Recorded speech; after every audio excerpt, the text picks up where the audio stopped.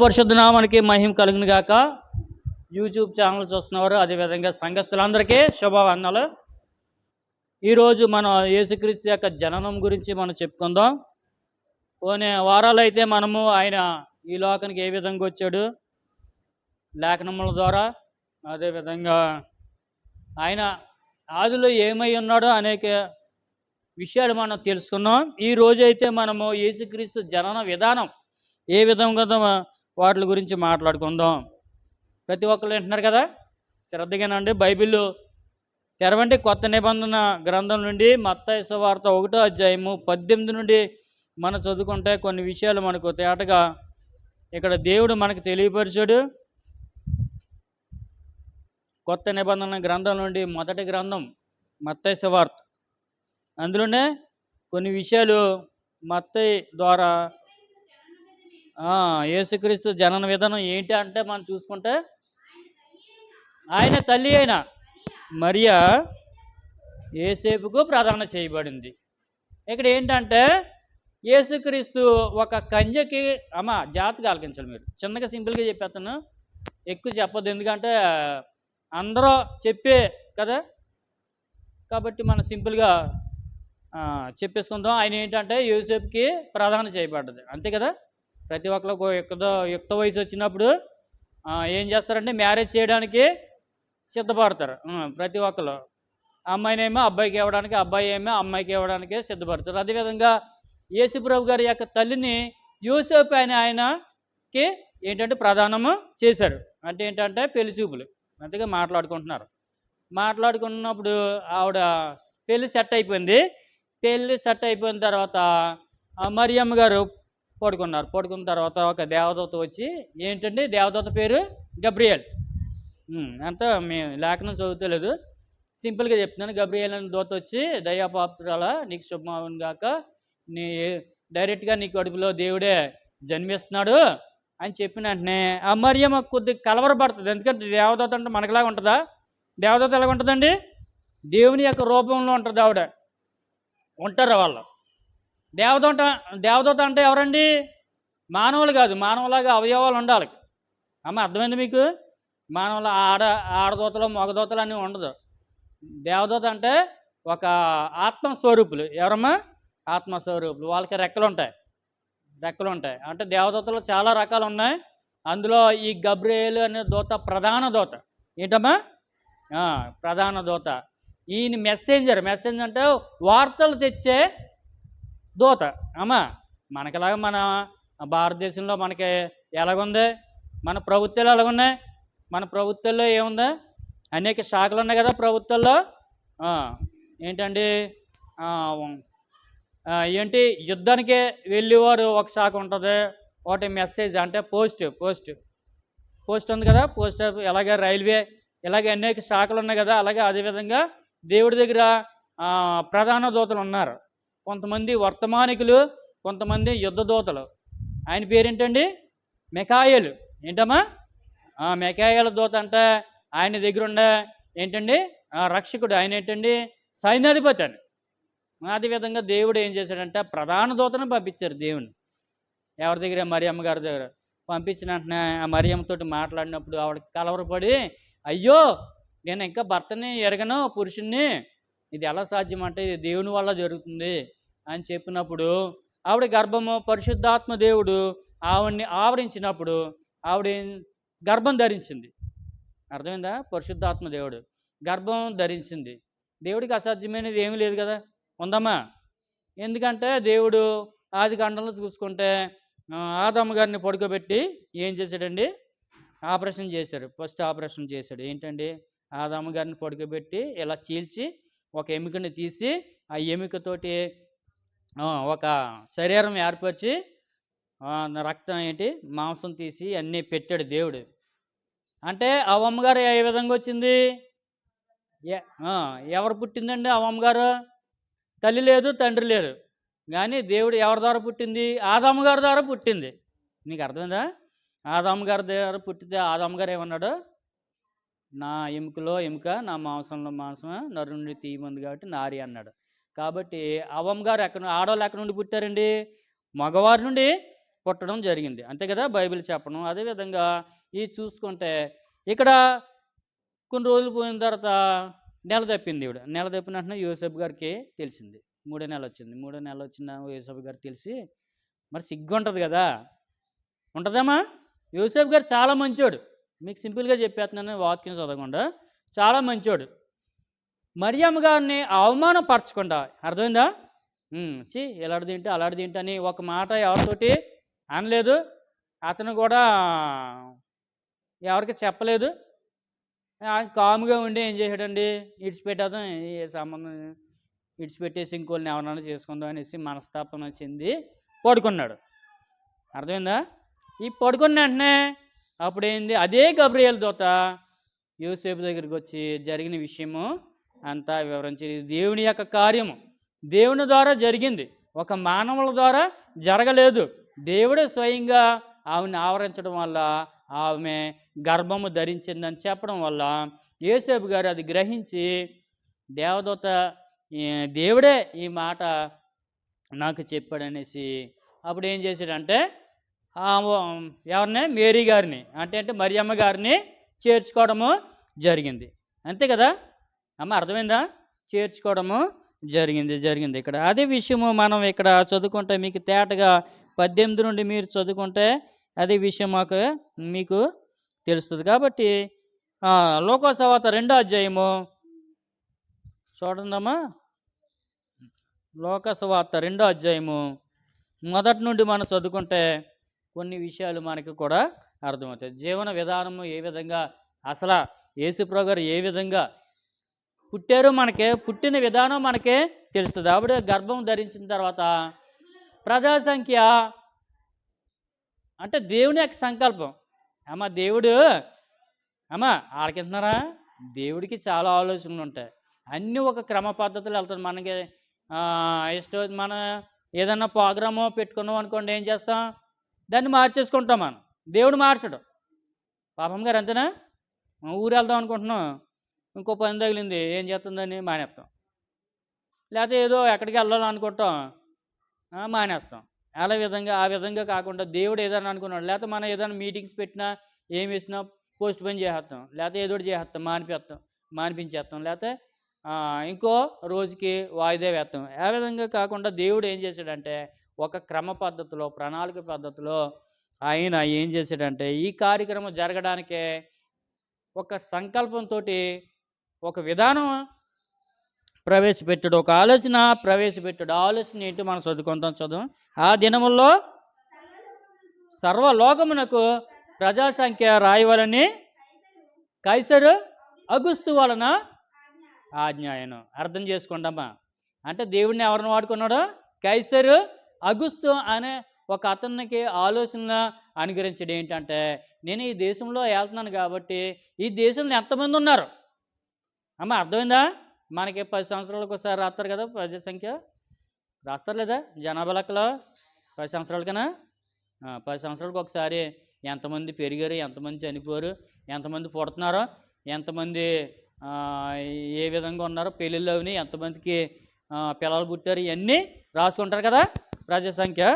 ఈ విధంగా ఈ కైసరు అగుస్తు అనే వాడికి ఆలోచన వచ్చింది. దేవుడు కూడా ఆలోచన పెట్టాడు. ఎందుకంటే ఇక్కడ వీళ్ళు ఎక్కడ ఉన్నారండి, నజరేతులో అనే ప్రదేశంలో ఉన్నారు. కాబట్టి యేసుప్రభు గారు ఏ ప్రదేశంలో ఉన్నాడండి?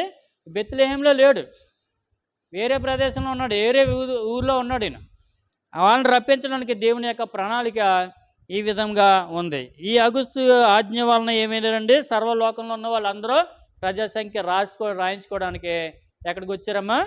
యోధా బెత్లెహేం. మళ్ళీ చదవమ్మా చింతలు. ఇది కురేనియా సిరియా దేశమునకు అధిపతి అయి ఉన్నప్పుడు అతను కురేనియా, ఇంకోటి ఏంటమ్మా, సిరియా దేశానికి అధికారం ఉన్నప్పుడు జరిగిన విధాన ప్రజాసంఖ్య మాట. ఈ ప్రజాసంఖ్యలు అందరూ రాయించుకోవడానికి తమ తమ గ్రామాల నుండి ఎక్కడ రావాలండి? యెరూషలేముకి రావాలి. చదవండి అమ్మా. అందరూ ఆ సంఖ్యలో రాయబడుటకు తమ పట్టణముల నుండి వెళ్ళిరి. యోసేపును దావీదు వంశంలోను గోత్రములను పుట్టినవాడు కనుక ఆ, ఆ, ప్రదానం చేయబడి మరియతో కూడా ఆ ప్రజా సంఖ్యలో రాయబడ్డానికి వెళ్ళాడు. యోసేపు గారు ఏ వంశమా? దావీదు గారి వంశం అంట. అంటే ఏంటంటే వాళ్ళ పిల్లలు దావీదు యోధా వంశం. ఏంటమ్మా? యోధా వంశం, యోధా గోత్రము. కాబట్టి ఈ వంశం నుండి పుట్టినోడు కాబట్టి వాళ్ళ ప్రదేశాల్లోకి వెళ్ళి ఈ ప్రజా సంఖ్య రాయించుకోవాలి. కాబట్టి మరి అమ్మగారు ప్రదానం చేయబడ్డది కాబట్టి వివాహం చేసుకున్నట్టు. ఏంటండి? ఆమెను చేర్చుకుని ఆమెను ఎక్కడ తీసుకొచ్చాడండి? అమ్మ ఏ ఊరు తీసుకొచ్చాడు? యోధా బెత్లెహేముకి తీసుకురావడం జరిగింది. తర్వాత యోధాలోని బెత్లెహేము అనబడు దావీదు ఊరికి తీసుకురావడం జరిగింది. వారు అక్కడ ఉన్నప్పుడు ఆమె అంటే 9 నెలలు వచ్చింది. ఏంటంటే మరి అమ్మగారికి ప్రసవ దినాలు అన్నీ నిండిపోయినాయి. అమ్మ పిల్లోడు పెట్టడానికి ఎన్ని నెలలు ఉంటాయి కదా, ఎన్ని నెలల మగ పిల్లోడు అయితే కొన్ని రోజులు ఎక్స్ట్రా ఉంటుంది. ఆడపిల్ల అయితే 9 నెలల్లో పుట్టేద్ది. 9 నెలల మా ఆడపిల్ల ఎక్స్ట్రా ఉంటుందా? ఆడపిల్ల ఎక్కువ రోజులు ఉంటుందా కడుపులో? ఏమో ఇది కానీ అనుకుంటున్నాను, మగపిల్లోడు ఎక్కువ రోజులు ఉంటాడు అనుకుంటున్నాను నేను. కాబట్టి ఈ 9 నెలల్లో దాడి ఇన్ని రోజులని ఉంటుంది. ఆ రోజులు నిండిపోయినాయి ఆవిడికి. అంటే ఈ ప్రయాణ కాలంలో ఆవిడ ఏంటంటే మరి తప్పదు ఇంకా. ఎందుకంటే రాజుగారి ఆజ్ఞ కదమ్మా పాపం గారు. రాజుగారి ఆజ్ఞ ఎలా ఉంటుంది? కఠినంగా ఉంటుంది కదా. మాట అనపోతే ఏం చేస్తారో జైల్లో పడేస్తారు, లేకపోతే చంపేస్తారు. కాబట్టి వాళ్ళకి భయపడి ఏం చేశారంటే ఇలా నెమ్మదిగా ఒక గాడిద మీద ఎక్కించుకొని ఆయన తీసుకురావడం జరిగింది. స్పీడ్ చదవండి అమ్మా. ఆమె తొలిచూలు కుమారుని కని పొత్తి గుడ్డలతో చుట్టబడి సత్రములో స్థలం లేకపోవడం వల్ల ఆయనను పశువుల తొట్టెలో పరు. ఇక్కడ కరెక్ట్గా జాగ్రత్తగా అబ్జర్వ్ చేయాలి అమ్మా. మనకు తెలియని విషయం ఎక్కడ ఉంది, చాలా జాగ్రత్త వాక్యం చదవాలి. యేసుప్రభు గారు ఎక్కడ పుట్టారు చెప్పాలి, చదవండి. అక్కడ సత్రములో పుట్టాడు ఆయన. అమ్మా ఎక్కడ పుట్టాడు? పశువులో పాకలో పుట్టలేదు, సత్రంలో పుట్టాడు. అంటే ధర్మసత్రంలో పుట్టాడు. సత్రం అంటే తెలుసు కదా, లేనోళ్ళకి బేదలకి అందరికీ అన్నదానం. ఏంటండి? దానం చేస్తారు కదా అన్నలు. అంటే వాళ్ళ దూర ప్రాంతాల వచ్చిన అందరికీ యాత్రికులు ఏం చేస్తారంటే వాళ్ళని అక్కడ విడిదిచ్చి వాళ్ళకి భోజనం పెట్టి వాళ్ళని సత్కరించి అక్కడ పంపిస్తారు వాళ్ళని. అది సత్రం అంటే. అదే విధంగా దావీదు గారు పుట్టిన స్థలం, అది పుట్టిన ఇల్లు, అది సత్రం. దాన్ని సత్రం కింద ఏర్పడడం జరిగింది. ఆ సత్రంలోని మరి యేసుప్రభు గారు ఎక్కడ పుట్టాలి? లేఖనం ప్రకారం దావీదు వంశంలో పుట్టాలి. అంటే దావీదు ఎక్కడ పుట్టాడో అక్కడ పుట్టాలి. కాబట్టి దావీదు ఏ గృహంలో పుట్టాడో, ఏ ఇంటి దగ్గర పుట్టాడో అక్కడ పుట్టాలి. అంతే కదమ్మా. ఇప్పుడు మీ పాప ఉందా, లేకపోతే మీ బాబు ఉన్నాడు, మీ పిల్లలు అక్కడ పుడతారా? మీ ఇంట్లో పడతారా లేకపోతే పక్క ఇంట్లో పడతారా? మన ఇంట్లోనే కదా పడతారు. ఎవరింట్లో ఎవరి వంశంలో ఉంటుంది, ఎవరి ఇల్లు ఉంటే ఆ ఇంట్లో పడతారు. అదేవిధంగా యేసుక్రీస్తు ఎక్కడ లేఖనముల ద్వారా ఎక్కడ పుట్టాలి? దావీదు వంశంలో పుట్టాలి. కాబట్టి దావీదు ఎక్కడైతే పుట్టాడో అదే ప్రదేశంలో అది సత్రం కింద ఏర్పడ్డది. ఆ సత్రం కింద ఏర్పడినప్పుడు అదే ప్రదేశంలో దేవుడి యొక్క ప్రణాళిక చెప్పిన ఇక్కడ ఏంటండి లేఖనములు నెరవేరేలాగా ఇక్కడ ఈ ప్రజాసంఖ్య రాయడం జరిగింది. అదే సత్రం దగ్గర వీళ్ళు విడిది తీసుకున్నారు. అమ్మ అర్థమైందా? అది నిండిపోయింది. సత్రం నిండిపోవడం వల్ల ఏం చేశారంటే వాళ్ళకి ఆ బిడ్డకే సౌకర్యం లేదు, ఆ మరియమ్మ గారికి సౌకర్యం లేదు, వాళ్ళ అంటే పిల్లోడిని చాలా ఇబ్బంది అవుతుంది. అప్పుడు ఏం చేశారంటే ఆ బిడ్డని తీసుకొచ్చి ఆ పక్కనున్న పశువుల సాల్లో పరుండి పెట్టారు. ఏ విధంగా పరుండి పెట్టారు? పొత్తి గుడ్డలతో. అంటే ఏంటమ్మా? మాసిపోయిన గుడ్డలతోటి చుట్టూ అంటే యేసుప్రభు గారిని ఏం చేశారంటే అండి అక్కడ పరుండి పెట్టారంట. చూసారా? అసలు దేవుడు ఎవరండి? ఎక్కడ పుట్టాలో దేవుడు? రాజులు. అంటే దావీదు ఎవరండి? రాజు కదా. రాజు వంశంలో పుట్టాలి అంటే రాజు కింద పుట్టాలి. కానీ ఒక దీన స్థితిలో దేవుడు జన్మించడం జరిగింది. ఎక్కడ జన్మించాడండి? పశువుల సత్రంలో జన్మించాడు. ఆయనకి స్థలం లేకపోవడం వల్ల ఉయ్యాల్లో పడుకోబెట్టాలి ఆయన అసలు. కానీ ఎక్కడ పడుకున్నాడండి? పశువుల తొట్టులో పరుండబెట్టారు. అర్థమవుతుందమ్మా మీకు? అంటే తన్ను తాను ఎంత తగ్గించుకున్నాడో దేవుడు, దీన్ని బట్టి మనకు అర్థమవుతుంది. అమ్మ అర్థమవుతుంది లేదా? అర్థం చేసుకోవాలి అందరూ యూట్యూబ్ ఛానల్ చూస్తున్నవారు. దేవుడు ఎంత దీన స్థితిలో పుట్టాడో. ఆయన సర్వోన్నతుడు, సర్వభౌమాధికారం గల దేవుడు. అన్ని అధికారాలు ఉన్నా ఆయన ఒక దీన స్థితిలో పుట్టాడు, తను తాను తగ్గించుకున్నాడు. అదేవిధంగా ఒక మాదిరి కలిగిన జీవితం మనకి ఏర్పరచడం జరిగింది. ఇక్కడ చూడండి, ఆ దేశంలో కొందరు గొర్రెల కాపరులు ఉన్నారు. వాళ్ళు ఏం చేస్తున్నారా? గొర్రెలు మేపుకున్నాం. మీకు సింపుల్గా చెప్పేస్తున్నాను, గొర్రెలు మేపుకోవడం జరుగుతుంది. అప్పుడు అక్కడ దేవదూత వచ్చి వాళ్ళతో మాట్లాడింది. ఏం మాట్లాడింది చదవండి, అక్కడ నుండి మీరు చదువుతూ ఉండాలి. అయితే ఆ దూత భయపడకుడి 10, ఇదిగో ప్రజలందరికీ కలబోవు మహా సంతోషకరమైన సువార్తమానము నేను మీకు తెలియజేస్తున్నాను. బాబు అమ్మా దేవదూత వచ్చి నిలబడితే మామూలుగా ఉంటుందా? అల్లిపోరు ఎవరండి? గొల్లలందరూ. దేవదూత అంటే మామూలుగా ఉంటుందా? దేవుని దగ్గర నుండి వచ్చిన దూత మహాప్రభావంతో, మహాశక్తితోటి, మహావెలుగుతోటి వచ్చి ఉంటుంది అక్కడ. అమ్మ మామూలుగా వస్తుందా? దెయ్యంలాగా ఇలాగ వస్తుందా? దూతలు ఎలాగ వస్తారండి? దాకుని వస్తారా? కాదు. గంభీరమైన శబ్దంతో, రెక్కల శబ్దంతో వచ్చి వాళ్ళ ముందర వాళ్ళుంటే సగం చచ్చిపో ఉంటారు వాళ్ళు. అందుకంటున్నాడు దూత ఏమంటున్నాడంటే, భయపడకుడి, మీకు మహా సంతోషకరమైన వర్తమానం మీకు తెలియజేస్తున్నాను. ఆ వర్తమానం ఏంటి అని చదవండి అమ్మ. 11, దావీదు పట్టణం ముందు నేడు రక్షకుడు మీ కొరకు పుట్టి ఉన్నాడు, ఈయనే మన ప్రభువైన యేసుక్రీస్తు అని చెప్తున్నారు. ఏం చెప్తున్నాడమ్మా? దేవదూత చెప్తున్నాడు వాళ్ళకి, బల్లలారా మీరేం భయపడకండి, మీకు మంచి వర్తమానం తీసుకొచ్చాను. దావీదు పట్టణం నందు చిన్న బాలుడు పుట్టాడు. ఆయన ఎవరు అనుకుంటున్నావు? దేవది దేవుడు అనే యేసుక్రీస్తే. అభిషక్తుడు, రక్షకుడు దానికి అర్థము. అంటే మన అభిషేకం చేసేవాడు, మన రక్షించేవాడు పుట్టాడు. కాబట్టి మీరు సిద్ధపడి ఆయన చూడడానికి వెళ్ళండి అనేసి వర్తమానము పంపాడు. దీనికి ఇదే మీకు ఆనవాలు.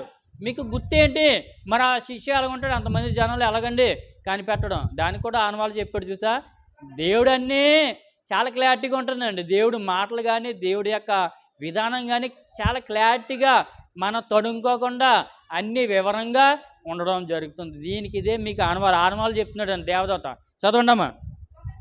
ఒక శిశువు ఏంటమ్మా? పొట్టి గుడ్డలతో, మాసిపోయిన గుడ్డలతో ఉంటాడు. ఒక తొట్టెలను ఎక్కడ పడుకోబెట్టారండి? ఆవులు, మేకలు, గొర్రెలు ఇవన్నీ మేసే ఆ తొట్టులో పరుండబెట్టి ఉన్నాడు. మీకు అదే ఆనవాలు. ఒక ఉయ్యాల్లో పడుకోబెట్టిన బిడ్డ దేవుడు కాదు. ఒక పరుపు మీద లేకపోతే ఒక మంచం మీద పడుకోబెట్టిన పిల్లవాడు యేసుప్రభు కాదు. ఎక్కడ పడుకున్నాడండి? ఒక పొత్తి గుడ్డలతో. మళ్ళీ చాలామంది పడుకుని ఉండొచ్చు, కానీ ఒక మాసిపోయిన గుడ్డలతోటి ఒక శిశువును పడుకోబెట్టారు. అది ఎక్కడన్నా ఆ మేత మేసే ఆ తొట్టులని అని చెప్తున్నారన్నమాట. దానికి తర్వాత ఏంటండి? వెంటనే పరలోక సైన్య సమూహము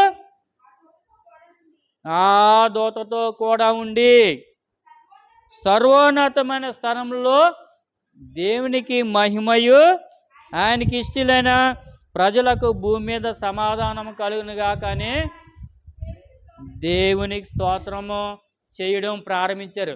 అంటే దేవదూత ఘనమంతా. అమ్మ మీకు అర్థమైందమ్మా? జాగ్రత్తగా అబ్జర్వ్ చేయండి. యేసుక్రీస్తు ఎప్పుడైతే పుట్టి ఆ పశువుల తొట్టులో పెట్టారో మొత్తం దేవదూత ఘనము పైనుండి పరలోక రాజ్యంలో నుండి వచ్చి ఈ గబ్రియేలు దూతతోటి కూడా స్తుతులు చేసినాయి. ఏంటండి? సర్వోన్నత స్థలంలో దేవునికి మహిమ కలుగునుగాక అనేసి సర్వ ఉన్నతమైన స్థలముల్లో ఆయన ఉండేవాడు. మహాగణుడైన దేవుడు భూలోకంలో పుట్టాడయ్యా, మీకోసమే పుట్టాడయ్యా అనేసి పరలోకంలో స్తుతులు ఏ విధముగా దేవుడు అందుకుంటున్నాడో అదే స్థుతులు భూలోకంలో కూడా దేవుడు ఏర్పరిచాడు. అది ముఖ్యమైన పాయింట్. తండ్రి అయిన దేవుడు తన కుమారుడైన యేసుక్రీస్తుని దేవదూతలు ఏ విధంగా ఈ భూలోకంలో ఘనపరిచారో అదే ఘనతని మన పరలోకంలో ఘనపరిచారు. అదే ఘనతని భూలోకంలో కూడా దేవదూతలతోటి ఘనపరిచేలాగా చేశాడు. చూసావా, సర్వోన్నతమైన దేవుడు, మహాగణుడైన దేవుణ్ణి ఆరాధించారు. ఎవరండి? దేవదూతలు. కాబట్టి నువ్వు ఆరాధిస్తున్నావు దేవుణ్ణి? లేదే. నువ్వేమైనా ఘనపరుస్తున్నావు దేవుణ్ణి? లేదే. నువ్వేమైనా పూజిస్తున్నావో దేవుణ్ణి అంటే పూజించడం లేదు. మనం ఎవరిని పూజించున్నావు? మీకు కోపం వస్తే రావచ్చు, నాకేం భయం లేదు. ఇందాక నేను వెళ్ళాను, తిట్లు కూడా తిన్నాను బయట. ఆ విధంగా నాకేం భయం లేదు, ఎవరికన్నా భయం లేదు, ఎవరు తిట్టిన నాకు భయం లేదు. నేను నిజమే చెప్పాను, కానీ నన్ను తిట్టారు, అయినా నేను భయపడిన ఎవరికన్నా. భయము మన పాస్టర్లు అన్న వాళ్ళకి ఎవరు భయపడాలని? దేవుడికి ఒక్కరికే భయపడాలి. మేము ఎవరంటే దేవుని యొక్క సేవకులు. మాకు ఎంతో బాధ్యత ఉంది. మాకు జాగ్రత్తగా ఆలకించడం. మాకు ఎంత బాధ్యత ఉందో తెలుసా? ఏదన్నా మీరు తప్పు మమ్మల్ని అడుగుతాడు లెక్క. ప్రతి ఒక్కరి గురించి మమ్మల్ని అడుగుతాడు దేవుడు. ఎందుకంటే నువ్వు తల్లి గర్భంలో నువ్వు రూపించబడక మునిపే నిన్ను ఏర్పరిచినవాడు నేనే, నిన్ను నిలబెట్టినవాడు నేనే. కాబట్టి నువ్వు నీ యొక్క సంఘానికి మధ్యవర్తి, నువ్వు నాకు లెక్క చెప్పాలని దేవుడు మమ్మల్ని అడుగుతాడు. కాబట్టి మాకు చాలా బాధ్యత ఉంటుంది. కాబట్టి మేము మీ దగ్గరికి వచ్చి ఏదన్నా అంటాం, మీరు రాకపోతే ఏదన్నా అడుగుతాం. మీరు మా మీద తిరబడ్డారంటే దేవుడి మీద తిరబడినట్టు. కాబట్టి ప్రియమైన దేవుని విశ్వాసులారా, వింటున్న వీక్షకులారా, మీరందరూ దేవుని యొక్క సేవకులకి లోపడాలి, భయపడాలి. ఎందుకంటే దేవుని యొక్క సేవకుని యొక్క నోటి నుండి ఏది వచ్చినా జరుగుతుంది.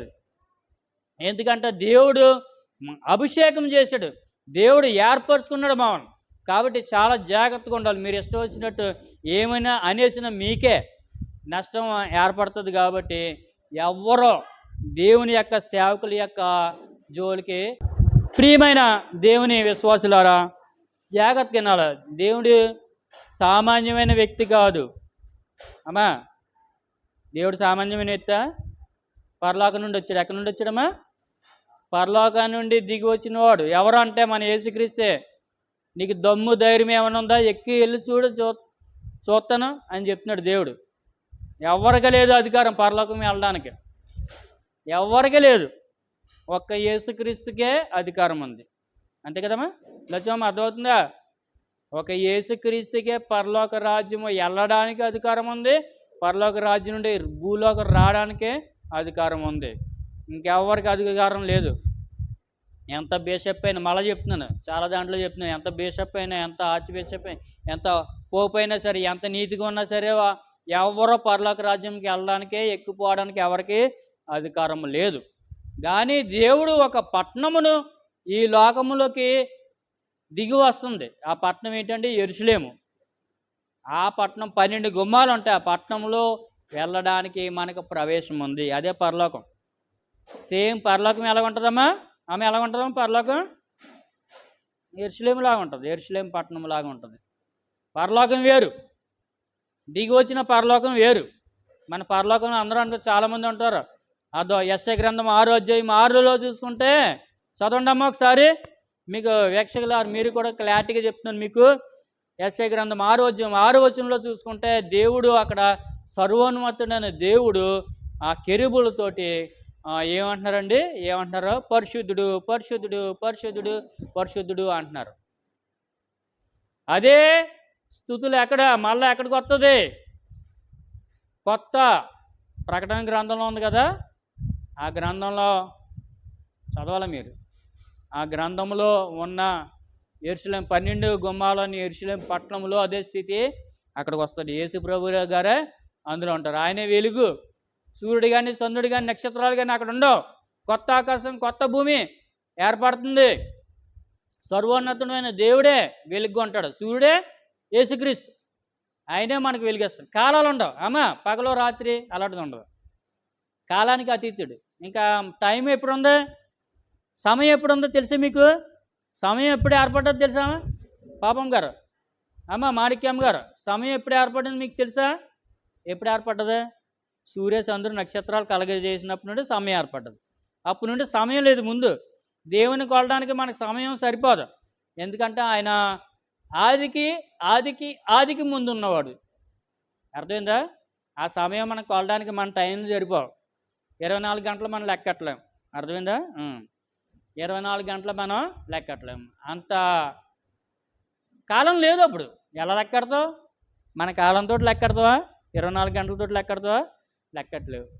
కాబట్టి కాలం అన్నది ఎప్పుడు వచ్చిందంటే ఎప్పుడైతే వెలుగు కలుగాక అన్నాడు కదా దేవుడు, అప్పటి నుండే సమయం మనకి వచ్చింది మనకి. ఆదికాండం 1వ అధ్యాయంలో చూసుకుంటే మీకు క్లారిటీగా మీకు అర్థమవుతుంది.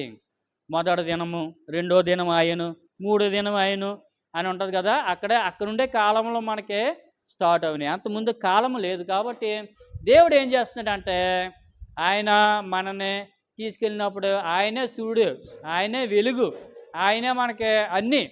కాబట్టి అక్కడ నుండి టైం ఉండదు. పగలు, మధ్యాహ్నం, సాయంత్రం అని టైము అక్కడ ఉండదు. టైం మనకు తెలియదు. టైంతో మనకు పని లేదు. కాబట్టి యేసుక్రీస్తే మనకి వెలుగై ఉన్నాడు. ఆయనే కాలము. కాబట్టి మనం ఆ నిత్యము ఆయనతోటి మనము జీవిస్తున్నాము. అలాంటి జీవితం మనకు కావాలంటే మన యేసుక్రీస్తుని మనం నమ్ముకున్నప్పుడు ఆయనే మనకి జీవము, నిత్య జీవం ఇచ్చేవాడు. ఆయనే మనకు మార్గము, ఆయనే మనకి సత్యము.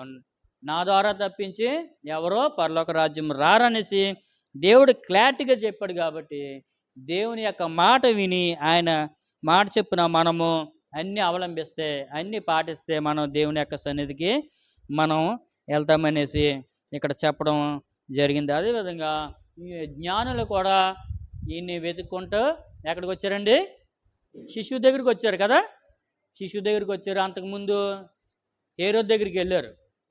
హేరోదు దగ్గరికి వెళ్ళి ఇక్కడ హేరోదు దగ్గరికి వెళ్ళి అంటున్నారు, ఏంటండి హేరోదు గారు, ఇక్కడ హేరోదు గారు ఏంటి, మీ వంశంలో ఒక బాలుడు పుట్టాడు కదా, ఆ బాలుడిని ఒకసారి చూపించండి మాకు, మేము కానుకలు తెచ్చాం ఆయన కోసము. అంటే మా వంశంలోనే, మా గోత్రం, మాకు బాలుడు పుట్టడం ఏంటి, ఎప్పుడు పుట్టాడు ఏంటి? ఆయనే ఆశ్చర్యపోయినప్పుడు లేఖనములు తిరిగేసినప్పుడు, అమ్మా రాజుగారి దగ్గర ఎంతమంది ఉంటారమ్మా చెప్పండి, రాజుగారి దగ్గర ఎవరెవరు ఉంటారో అందరూ ఉంటారు.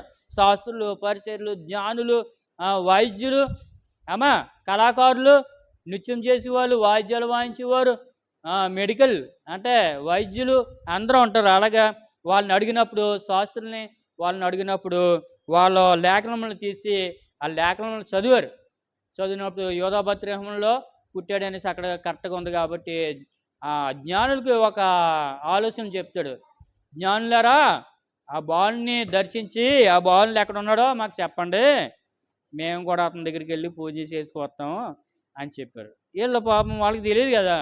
అలాగే మహారాజు గారు అనేసి వాళ్ళ దగ్గర నుండి ఆజ్ఞ తీసుకుని అలాగా ఆ నక్షత్రం చూసుకుంటూ ఆ దేవుడి దగ్గరికి వచ్చి ఆ దేవుడికి ఏమేమి అర్పించారమ్మా? ఏమేమి అర్పించారు? బంగారము, బోళము, సాంబ్రాణి. నాకు చిన్న డౌట్ వచ్చింది మొన్న ఆలోచించినప్పుడు. బంగారం, బోళము, సాంబ్రాణి కదా. ఆ సాంబ్రాణి ఏం చేశారు? మొత్తాన్ని ధూపం వేస్తూ ఉంటారు. తెచ్చిన కాలుకు 1 కేజీ 2 కేజీలు తెచ్చి ఉంటారు. ఆ చిన్నపిల్లడు కదా, శుభ్రంగా తలస్నానం చేసి బోళం ఇవన్నీ అయిపోయింది. బోళం అనుకున్నా. సాంబ్రాణి తర్వాత అండి బోళం అంటే ఏంటి? అది వైద్యము వృత్తిలో ఉపయోగించే మందు. అది అంటే ఏ రోగానికన్నా ఆ మందు వాడితే రోగం పోయింది. అంటే ఆయన పరమ వైద్యుడు కాబట్టి అదే దానికి గుర్తుగా ఏం తీసుకొచ్చారు? బోళం తీసుకొచ్చారు. ఫోన్లో బోళాన్ని కూడా అయిపోయింది. ఈ బంగారం పని ఏంటి? ఈ బంగారం ఏం చేశారు అనేసి ఎక్కడా లేదు లేఖనం. ఏం చేసి ఉంటారు? బంగారాన్ని నమ్మేసి ఏమన్నా చేశారా? ఎక్కడా లేదు. అంటే ఏంటంటే ఆయన దేవుడు కాబట్టి, ఆయన రాజు కాబట్టి బంగారాన్ని సమర్పించారు. ఆయన వైద్యుడు కాబట్టి బోళాన్ని సమర్పించారు. ఆయన అభిషక్తుడు దేవుడు కాబట్టి ఆయనకి ఏంటండి? సాంబ్రాన్ని సమర్పించారు. చూసా జ్ఞానులు ఎంత జ్ఞానం కలిగారు? ఏ జ్ఞానులండి? తూర్పు జ్ఞానులు. ఆయన రాజు కాబట్టి బంగారం. మరి ఎంత క్వాంటిటీ తెచ్చారో మనకి తెలియదు, అక్కడ రాయలేదు. ఎంత బోళం, ఎంత బంగారం, ఎంత సాంబ్రాణి తెచ్చారో అక్కడ పూర్తి వివరాలు లేవు. కాబట్టి మనకి ఆలోచనలు అనవసరం, వ్యర్థం. కాబట్టి మనం ముందుకెళ్తే అక్కడ ఏం చేశారండి, చక్కగా దేవుణ్ణి, ఆ గొల్లలు వచ్చారు, జ్ఞానులు వచ్చారు, ఆ దూతగణం కూడా వచ్చి అక్కడ దేవుణ్ణి ఆరాధన చేయడము జరిగింది. తర్వాత 8వ దినాన్ని ఏం చేశారమ్మా, శిశువుని అక్కడ తీసుకెళ్ళాలి. అమ్మ జాగ్రత్తగా ఆలోచించరు వీక్షకులారా, మీరు కూడా చక్కగా విడదీసి చెప్తున్నాను మీకు. ఆయన శిశువు పుట్టిన, మగ శిశువు పుడితే 8వ రోజుని ఎక్కడ తీసుకెళ్ళాలి, దేవాలయానికి తీసుకెళ్ళాలి. దేనికి, సున్నతి చేయించడానికి.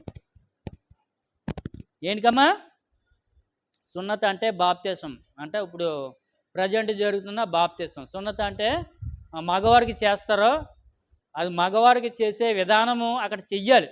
గోప్యాంగ చర్మం తీసి ఆ చర్మాన్ని కట్ చేసి ఏం చేస్తారంటే సున్నతి చేయడం జరుగుతుంది. అదేవిధంగా యేసుప్రభు గారిని తీసుకెళ్ళి ఆ సున్నతి చేసినప్పుడు అక్కడ ఒక వ్యక్తి ఉన్నాడు. అది చదువుకుందాం.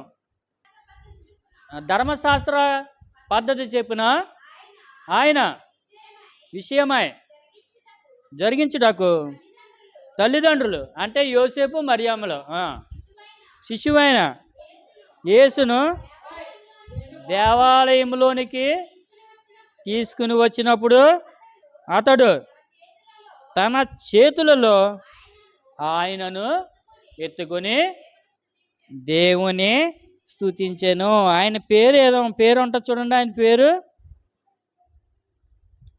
25లో చదవండి. యెరూషలేమునకు సుమియోను. అమ్మ ఏం పేరమ్మా? సుమియోను అనే ఒక మనుషుడు ఉండెను. అతడు నీతిమంతుడు. అతను ఎవరమ్మా? నీతిమంతుడు. అమ్మ సుమియోను ఎవరమ్మా? నీతిమంతుడు. నీతిమంతుడు అంటే నీతిని అనుసరించిన, అబద్ధం ఆడు, మోసం చెయ్యడు, తర్వాత ధర్మశాస్త్రాన్ని బాగా అవలంబించేవాడు, చదివేవాడు, భక్తిపడు. తర్వాత ఏంటండి? భక్తిపడు, దేవుని యందు భయభక్తులు గలవాడు. తర్వాత ఇశ్రాయేలు యొక్క ఆదరణ కొరకు, క్షేమము కొరకు, దేవుని రాక కొరకు ఎదురు చూస్తున్న ఒక వ్యక్తి. ఆయన పేరు సుమియోను. ఆయన యేసుక్రీస్తు ఆయన వచ్చి పర్యంత వరకు నువ్వు చనిపోవని ఆయనకి ఒక దర్శనం ఉంది. ఆ దర్శనం ప్రకారం యేసుక్రీస్తు ఆ దేవాలయంలోకి వచ్చినప్పుడు పరిశుద్ధాత్మతో నిండి వాడే ఆ శిశువుని ఎత్తుకున్నాడు. ఎత్తుకొని దేవుని స్తుతించాడు. ఈ విధంగా పరిశుద్ధాత్మ దేవుడు లేడని చాలామంది బుద్ధిహీనులు దేవుని యొక్క సేవ చేస్తున్నారు. ఎవరండి? బుద్ధిహీనులు. ఎవరు చేస్తున్నారమ్మా? మళ్ళీ చెప్తున్నాను, బుద్ధిహీనులు. పరిశుద్ధాత్మ దేవుడు లేడు, ఒక శక్తే కానీ ఆ దేవుడు కాదని ఒక బుద్ధిహీనులు దేవుని యొక్క సేవ చేస్తున్నారు, పరిచర్య. అలాంటి బుద్ధిహీనులు ఒకసారి ఈ వాక్యము చదివి బుద్ధి తెచ్చుకోవాల్సిందిగా ప్రభుపేట మనవి చేస్తున్నాను. కాబట్టి పరిశుద్ధాత్మవశుడై అతడు దేవాలయంలోకి వచ్చి, అమ్మా ఎంత గొప్ప చూడండి, ఎలాగొచ్చాడమ్మా? ఎలాగొచ్చాడు ఆయన? సుమియోను అన్నవాడు పరిశుద్ధాత్మ వలన, ఆత్మవశుడై, ఆత్మలోనే దేవుడు చెప్పేశాడు, పరిశుద్ధాత్మ దేవుడు. బాబు సుమియోను గారు, నేను ఒక రోజు నీకు వాగ్దానం చేశాను, ఆ వాగ్దానం నెరవేర్చే దినం వచ్చింది, ఎల్లు అని అంటే దేవాలయంలోకి ఎలాగొచ్చేస్తున్నాడండి? వచ్చేస్తున్నాడు. నా ప్రభా, నా దేవా, నా వచ్చేవా ఈ లోకంలోకి, నిన్ను చూడడానికి వచ్చేస్తున్నానయ్యా అని వచ్చేస్తున్నాడు ఆనందంగా, సంతోషంగా. తర్వాత చదవండి. అంతటా ధర్మశాస్త్రము పద్ధతి చెప్పిన ఆయన విషయమై జరిగించుటకు తల్లిదండ్రులు శిశువైన యేసును దేవాలయంలోనికి తీసుకుని వచ్చినప్పుడు అతడు తన చేతులతో ఆయనను ఎత్తుకొని దేవుణ్ణి స్తుతించి గణపరిచాడు. గణపరిచి ఇక్కడ చిన్న వాక్యం, ఆయన ఏ విధంగా స్తుతించాడు, ఏ విధంగా గణపరిచాడో మనం చదువుకుందాం. చదవండి అది. నాదా ఇప్పుడు నీ మాట చెప్పున సమాధానముతో నీ దాసుని పోనిచ్చుచున్నావు. నా టైం అయిపోయింది, నా గడి అయిపోయింది. ఎందుకంటే నా దేవాది దేవుని నేను చూశాను, నా దేవాదిని నేను కనుగొన్నాను. నువ్వు ఇచ్చిన మాట చెప్పిన, నువ్వు ఇచ్చిన ఆ ఆ విధానం బట్టి, దర్శనం బట్టి నేను అతన్ని కనుక్కున్నాను. అతన్ని నా చేతులతోటి నేను ముట్టుకున్నాను, నా చేతులతోటి నేను పట్టుకున్నాను. ప్రభా, ఎంత ధన్యుడు అయ్యా, నేను వచ్చేస్తున్నాను ప్రభా, నీ దగ్గరకు వచ్చేస్తున్నాను అని చెప్తున్నాడు. అన్యజనులకు నిన్ను బయలుపరచుటకు అక్కడ చెప్తున్నాడు. నువ్వు ఈ శిశువుని ఎందుకు పంపించావు అంటే అన్యజనుల కోసం పంపించు, నీ యొక్క సువార్తను బయలుపరచడానికి. వెలుగుగాను, దేవుడు లోకానికి ఏమైనాడమ్మా? వెలుగై ఉన్నాడు. దేవుడు లోకానికి వెలుగై ఉన్నాడు. కానీ వెలుగు అంటే ఏంటండి? మన చూస్తున్న కాంతి కాదు. వెలుగు అంటే నీతి, సత్యము, న్యాయము, ధర్మము, అది వెలుగంటే. అర్థమైందమ్మా? దేవుడు నీ ప్రజలైన ఇశ్రాయేలుకు మహిమగాను నీవు సకల ప్రజల ఎదుట సిద్ధపరిచిన నీ రక్షణ నేను కనులారా చూచితిని. నువ్వు రక్షించడానికి, నీ యొక్క ప్రజల్ని రక్షించడానికి నీవు నీ యొక్క కుమారుని లోకంలో పంపించి, ఆ కుమారు నా చేతులతో ఎత్తుకుని నేను చూస్తున్నానయ్యా, ఇతను అన్యజనుల కోసం వచ్చాడు. అన్యజనులు ఆ పాపంలో పడిపోయి వాళ్ళ నరకలోకంలో పోతుంటే నీకు ప్రజలకి అడ్డుగా ఉన్న ఏంటి పాపం అని ఆ తెరని ఛేదించడానికి ఈయన వచ్చాడు. నేను చూస్తున్నాను, నీ యొక్క మాట చెప్పిన జరిగించే ప్రభా, నీ దగ్గరకు వచ్చేస్తున్నాను. నాకు ఇదే ఆనందం. నా జీవిత ఆయుస్ దినాలు కూడా నిండిపోయినాయి. అందుని బట్టి నీకే స్తోత్రం ప్రభా అనేసి ఆయన మహిమ పరుస్తూ ఆయన ఏం చేశాడండి? ఆ బిడ్డను ఎత్తుకుని ఆయన యోసేపు గారు మరియమ్మకి ఏం అర్థం అవ్వలేదు. ఇదేంటి ఈ సుమియాన్ ఏంటి? ఈ సుమియాన్ ఎవరో? ఇతను ఎలాగొచ్చేసాడు? బిడ్డను ఎత్తుకున్నాడు, ఆశీర్వదించాడు ఏంటి అనేసి యోసేపు కూడా మరియమ్మ గారు కూడా కలత చెందారు. వాళ్ళకి ఏమీ అర్థం అవుతలేదు. ఇదేంటి ఇతని గురించి, ఈ బాలుడి గురించి ఇంత గొప్ప చెప్తున్నారేంటి? ఈ బాలుడి గురించి ఇంత గొప్పవాడా? ఏంటి గొర్రెల కాపరులు వచ్చారు, జ్ఞానులు వచ్చారు, దేవుని యొక్క దూతలు కూడా వచ్చి కనపరిచారు. అదేవిధంగా సుమియోను అనే భక్తుడు కూడా వచ్చి ఈయన్ని దీవించి ఆశీర్వదించాడు అనేసి వాళ్ళు ఆశ్చర్యపడి ఎంత ఆశ్చర్యపోయారు. ఏంటండి అమ్మా మరియమ్మ, యోసేపు గారు, ఈయన మామూలు మనిషి కాదు. ఇశ్రాయేల్ ప్రజలు నడిపించడానికి, ఇశ్రాయేల్ ప్రజల్ని అయ్యగారిని పంపించడానికి, వేరే చోటకు పంపించడానికి ఈయన ఏర్పరిచారు. కాబట్టి మీరేమీ కంగారు పడుతున్నారు, దేవుని యొక్క సేవకుడిన అని చెప్పడము, దీవించడం కూడా జరిగింది. తర్వాత చదవండి, త్వరగా చదివేసుకుంటే మనం ముగించేసుకుని మనం ముందరికి వెళ్ళిపోదాం. మరియు నీ హృదయం, అమ్మా మరియమ్మ గారు చెప్తున్నాడు, సుమియోను చెప్తున్నాడు, నీ హృదయంలోనికి ఒక ఖడ్గము దూసుకుని పోవును. అంటే నువ్వు ఎప్పుడు ఆలోచించిన విధంగా నీకు మనోవేదన కలుగుతుందమ్మా మరియమ్మ గారు. ఒక ఖడ్గం లాంటిది నీ హృదయంలో గుచ్చుకుని పోతుంది, అంతే కదా? మనోవేదన అంటారు దాన్నే. అంటే అన్యాయంగా ఆయన బలి, అంతే కదా? అన్యాయంగా అంటే ఎటువంటి నేరం చేయకుండా ఆయన్ని శిక్షిస్తారు. అది ఆలోచించడానికి మరియమ్మ గారికి కూడా హృదయ వేదన వచ్చేస్తుంది అన్నమాట. అంత విధంగా ఘోరాతి ఘోరంగా ఆయన చంపబడతాడు. కాబట్టి అమ్మ నువ్వేం బాధపడకో, ఈయన ఇశ్రాయేలు ప్రజల రక్షణ విమోచన కోసం ఈయన వచ్చాడు అనేసి మరియమ్మ గారికి చెప్పడం జరుగుతుంది. అందుకే చూడండి, ఒక ఫోటో ఉంటుంది, మరియమ్మ గారి ఫోటో చూస్తే ఏముంటుందండి? హృదయానికి ఒక కత్తి ఏదో దూసుకొని పోయినట్టు ఉంటుంది. దానికి అర్థం ఏంటంటే ఎంతో మనోవేదన పడతామమ్మా అని చెప్తున్నాడు.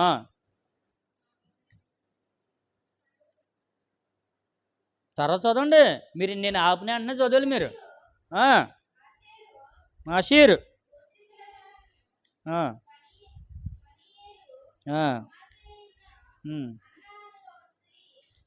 ఇక్కడ ఒక అన్న అని ఒక స్త్రీ ఉంది. ఏం పేరమ్మా? అన్ని విచిత్రం. అన్న అని ఒక స్త్రీ ఉంది.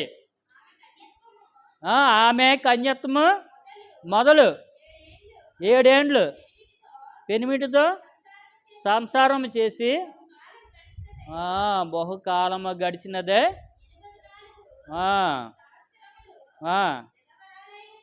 అమ్మ ఇక్కడ జాగ్రత్తగా ఆలోచించాలి. ఒక ఒక ఆమె ఉంది, పెళ్ళే ఉందంట ఆవిడకి. అర్థమైందా? జాగ్రత్తగా అమ్మ పాపం మరి ఏ చిత్ర జాగ్రత్తగా ఆలోచిస్తున్నారా? సావిత్రమ్మ గారు వింటున్నారా? ఒక ఆవిడ ఉంది, ఆవిడ పేరేంటమ్మా? అన్న. ఏం పేరమ్మా? మాణిక్యం గారు. అన్న. అన్న అని ఆవిడ పేరే ఉంది. ఆవిడకి వివాహం జరిగిందంట. వివాహం జరిగి 7 సంవత్సరాలు కాపురం చేసింది ఆవిడ. 7 సంవత్సరాలు కాపురం చేసిన తర్వాత భర్త చనిపోయాడు. ఇంకెవరినో చూడలేదు ఆవిడ. అర్థమైంది మీకు? అర్థమైంది మీకు? జాగ్రత్తగా అర్థం చేయండి. ఇంకెవరినో చూడలేదు, ఎవరినో వివాహం చేసుకోలేదు. ఆవిడ వయసు 80 సంవత్సరాలు వచ్చేసింది. అర్థమైందా? ఎంతమ్మా? 84 సంవత్సరాలు వచ్చేసింది. అంటే ఏ పురుషుణ్ణి ఎరగలేదు. అంటే 7 సంవత్సరాలు అయిపోయిన తర్వాత భర్త చనిపోయిన తర్వాత ఎవరి దగ్గరికి వెళ్ళి కాపురం చేయలేదు, ఎవరి దగ్గరని వివాహం చేసుకోలేదు, దేవుడి దగ్గర ఉండిపోయింది ఆవిడ. 84 సంవత్సరాలు వచ్చేసింది ఆవిడకి. ఎక్కడుందమ్మా ఆవిడ? దేవాలయంలో. అంటే ఏంటంటే భోజనం చేసి ఎక్కడికి వచ్చేసిద్దండి ఆవిడ? కేరేప్ అడ్రస్. మనమైతే ఎక్కడికి వెళ్తాం? ఇంటింటికి తిరిగి ఏం చేస్తామా? అమ్మ బాగుందా, అప్ప బాగుందా అనేసి వాళ్ళ విషయాలు తెలుసుకుని వీళ్ళ విషయాలు తెలుసుకుని మనం ఏం చేస్తామంటే ఆనందపడి ఇక్కడ విషయాలు అక్కడ విషయాలు మనం చెప్తాం. కానీ ఇవిడ విషయం ఏంటండి? అలాంటిది ఏమీ ఏర్పరచుకోలేదు. ఏం చేసింది? చక్కగా భోజనం చేసేసి స్నానం చేసి కాలకృత్యాలు చూసుకుని ఎక్కడికి వచ్చేసేదండి? దేవాలయంలోకి వచ్చేసి దేవుడి దగ్గర సన్నిధిలో ప్రార్థన చేసుకుంటా ఉండేది. ఏం చేస్తుందండి అక్కడ? ఆవిడ చక్కగా ఉపవాస ప్రార్థన చేస్తుంది. రేజింపావల్లో. మనం ఉపవాస ప్రార్థన ఎప్పుడు చేస్తామా?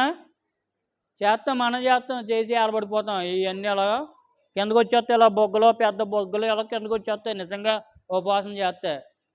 నాలుగు ఏమైపోద్దండి? ఎండిపోద్ది. కళ్ళు ఉబ్బిపోతాయి. అమ్మా మనం ఉపవాసం చేస్తే ఏమవుతుంది? ఎప్పుడైనా చూడండి ఉపవాసం చేసిన వాళ్ళని, మన కళ్ళు ఏమైపోతాయండి? బొగ్గలు ఏమైపోతాయి? ఇలా కిందకు వచ్చేస్తాయి. నాలుగు ఏమైపోతాయి? చప్పగా అయిపోద్ది, ఎండిపోద్ది నాలుక. కళ్ళు ఏమో ఉబ్బిపోతాయి. ఇలా చూస్తామంట, మిడత కళ్ళలాగా మనం చూస్తాం మన ఉపవాసం. అలా కాదండి, ఇప్పుడు దివారాత్రము ఉపవాసం చేస్తూ ఆరాధిస్తుంది, దేవుని స్తుతిస్తుంది. యెరూషలేములో విమోచన కొరకు కనిపెట్టుచున్న వారందరితో ఆయనను గూర్చి మాట్లాడుచుండెను. ప్రజలారా, మీరేం బాధపడకండి. మీకు ఎన్ని కష్టాలున్నా, ఎన్ని నష్టాలున్నా మీరేం బాధపడకండి. అక్కడ ఉన్న వాళ్ళతో చెప్తుంది, మిమ్మల్ని విమోచించేవాడు వచ్చేసాడు, మిమ్మల్ని విడుదల చేసేవాడు వచ్చేసాడు, చెరలో ఉన్న మిమ్మల్ని విడిపించేవాడు మీ దగ్గరికి వచ్చేసాడని అందరితోటి ఆయన గురించి కొనియాడుతూ చెప్తుంది. అంతటా వారు ప్రభు ధర్మశాస్త్రం చెప్పున సమస్తము తీర్చిన పిమ్మట గలిలయలోని నజరేతను తన ఊరికి తిరిగి వెళ్ళిరి. నజరేతు అనే ప్రాంతంలో ఈయన ఎవరిదండి? మరియమ్మ గారు, యోసేపు గారి యొక్క ఇల్లు ఎక్కడ ఉందండి? నజరేతులో ఉంది. వీళ్ళు ఎక్కడికి వచ్చారు? యోధా బెత్లెహేములోకి వచ్చి ప్రజాసంఖ్య రాయించుకున్నారు. ప్రజాసంఖ్య రాయించిన బాలుడు పుట్టాడు. బాలుడు పుట్టిన తర్వాత గబ్రియేలు దూత ఆ గొల్లల్ని దర్శించింది, జ్ఞానులను దర్శించింది. అదేవిధంగా అక్కడ దేవుణ్ణి ఎవరండి? దూతగణం కూడా దేవుని స్తుతించి ఆరాధించారు. ఆ శిష్యుని 8వ రోజుని ఎక్కడ తీసుకెళ్లారమ్మా? ఆలకించాలి. చివరిగా ఎక్కడ తీసుకెళ్లారంటే దేవాలయంలో తీసుకెళ్లారు. దేవాలయంలో తీసుకొస్తే సుమియోను అనే ఒక భక్తుడు ఉన్నాడు. ఆ భక్తుడు పరిశుద్ధాత్మ ప్రభావంతో ఆయన దేవాలయంలోకి వచ్చి ఆ బాలుని ఎత్తుకొని ఆయన దీవించి ఆశీర్వదించాడు.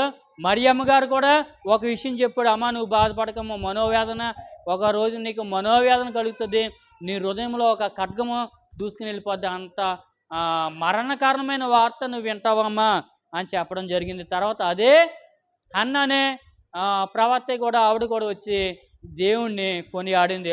ఓ ప్రజలారా, మనకి విమోచకుడు వచ్చాడు, మీరేం బాధపడకండి, ఈయన మన విడుదల చేసే మన రక్షకుడు అని చెప్పినట్టే అక్కడ శిశువు పుట్టిన వెంటనే పాత నిబంధన గ్రంథంలో బలులు ఉన్నాయి. కొన్ని బలులు, మగ పిల్లవాడైతే ఇన్ని ఇలాగ అర్పించాలి, ఆడపిల్ల అయితే ఎలాగ అర్పించాలి అని కొన్ని దేవుడు జీవగ్రంథంలో రాయించాడు. కాబట్టి అవన్నీ క్రమం చెప్పిన ఆ శిశువుకి చేసి ఏం చేశారంటే తిరిగి ఎక్కడికి వెళ్ళిపోయారు? యెరూషలేం నుండి నజరేతుకి వెళ్ళడము జరిగింది. ఇది దేవుని యొక్క చరిత్ర, జీవిత చరిత్ర. అర్థమైంది కదమ్మా?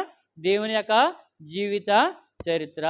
దేవుడి యొక్క గోత్రము ఎక్కడంటే అబ్రహాము నుండి యేసుక్రీస్తు పుట్టే వరకు ఆ గోత్రములు జీవన గ్రంథంలో రాయబడి మత్తయి సువార్త 1:1 నుండి మనం చదువుకుంటే ఆ వివరాలు గోత్రాలు పలానా అబ్రహాము ఇతని కన్ను, తర్వాత అతని కన్నును, అలాగలాగలాగా యేసు ప్రభు గారి దాకా ఉంటుంది. ఈ విధంగా చూసుకుంటే మన యేసు ప్రభు గారి యొక్క జీవన విధానం మనము తెలుసుకున్నాం. దేవుడు ఈ పరిశుద్ధమైన మాటలు మన వెనుకలో బహుగా దీవించి ఆశీర్వదించను గాక. ఆమెన్. అందరికీ వందనమ్మా. యూట్యూబ్ చూస్తున్న వాళ్ళు ప్రతి ఒక్కరు మీరు సబ్స్క్రైబ్ చేసుకోండి, అదేవిధంగా షేర్ చేయండి, కామెంట్ కూడా చేయండి. మీకు శుభం కలుగును గాక. ఆమెన్.